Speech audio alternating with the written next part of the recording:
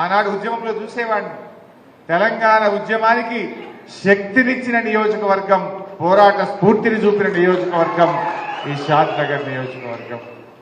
ఆ రోజుల్లో ఎప్పుడు హైదరాబాద్లో కార్యక్రమాలున్నా ఇక్కడ నుంచి ఎంతో మంది మరి అక్కడికి వచ్చి తెలంగాణ భవన్లో కానీ, జలదృశ్యంలో కానీ, ధర్నాలలో కానీ, పోరాటాల్లో కూడా గొప్ప స్ఫూర్తిని చూపినటువంటి కార్యకర్తలు ఈ షాద్ నగర్ నియోజకవర్గంలో ఉన్నారు. మరి మీరు వరుసగా 2 సార్లు మన అంజయ్య యాదవ్ గారిని అద్భుతంగా గెలిపించినటువంటి కార్యకర్తలు మా షాద్ నగర్ నియోజకవర్గంలో ఉన్నారు. సరే, మొన్న కూడా దగ్గరికి వచ్చిపోయినాం కదా, అంతా కొడితే 7,000. చాలా కష్టపడ్డారు మీరందరూ. ఆ కాంగ్రెస్ పార్టీ చేసిన మోసపూరిత వాగ్దానాలు అయ్యో అరచేతుల వైకుంఠం చూపించిందిగా. ఇక రాంగన 2 లక్షల రుణమాఫీ, రాంగన 4,000 పింఛన్, రాంగన 2,500 రూపాయలు, వడ్ల అమ్ముకోకుని బోనస్ అని ఇట్లా ఎన్నో మోసపూరిత వాగ్దానాలు చెప్పినటువంటి కాంగ్రెస్ మాటలు నమ్మి కొద్దిమంది ఓట్లేసినారు, ప్రజలు ఓట్లేసినారు. కానీ మొన్న కూడా చాలా బాగా కష్టపడి మీరందరూ కూడా పనిచేసినారు. స్వల్ప మెజార్టీ, దాదాపు 7,000 మెజార్టీతో మనం ఈ సీటు కోల్పోయినాం. సరే, గెలుపు ఓటములు ఉంటాయి. మనం అధికారంలో ఉన్నా ప్రతిపక్షంలో ఉన్నా మనం ప్రజల పక్షాన ఉందాం, ప్రజల కోసం పనిచేద్దాం.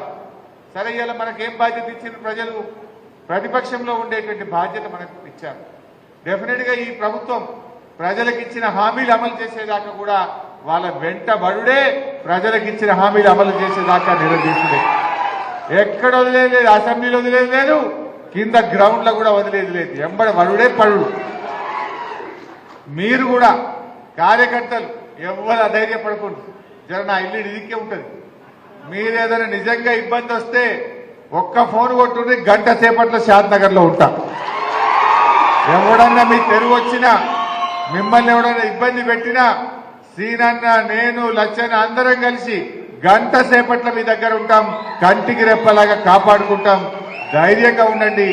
ఎవ్వరు కూడా అధైర్యపడాల్సిన అవసరం లేదు. మీ మీద అక్రమ కేసులు పెట్టినా, దాడులు చేసినా, మిమ్మల్ని ఇబ్బంది పెట్టినా మేమున్నాం.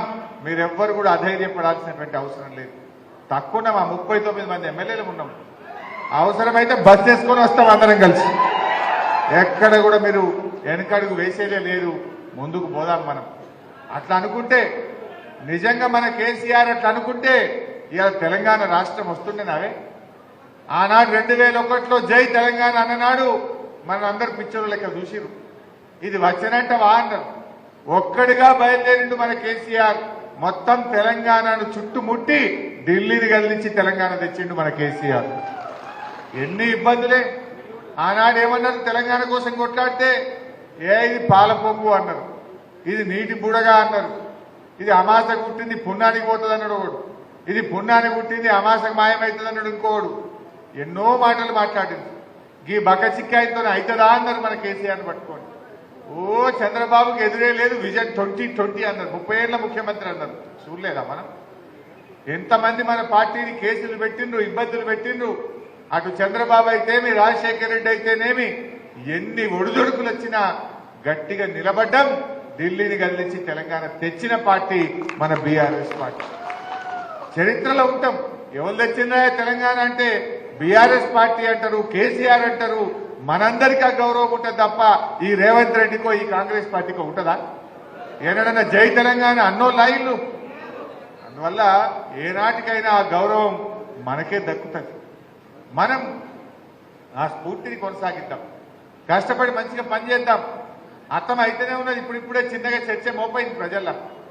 అయ్యో ఏమైపోయాయి అని అనుకుంటలేరా జనం? ఇప్పుడు ఒకరొకరు చర్చ చేస్తున్నారు. ముఖ్యంగా ఎన్ని మాటలు చెప్పిందే వాళ్ళు.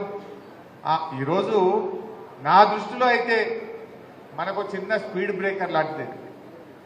రోడ్డు మీద పోతుంటాం, స్పీడ్ బ్రేకర్ వస్తే ఏమవుతుంది? బండి కొద్దిగా స్లో అవుతుంది, దాటినాక పికప్ అవుతుందా లేదా? మనం కూడా గ్యారెంటీగా పికప్ అయ్యేది మనమే, మళ్ళీ రాష్ట్రంలో ప్రభుత్వంలోకి వచ్చేది కూడా మనమే.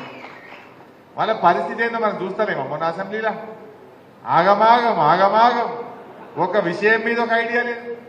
పోయిండ్రు ఢిల్లీలో, ఆయన మన ప్రాజెక్టులన్నీ కృష్ణా రివర్ మేనేజ్మెంట్ బోర్డు అంటే ఢిల్లీకి అప్పచెప్తామని సంతకాలు పెట్టొచ్చింది.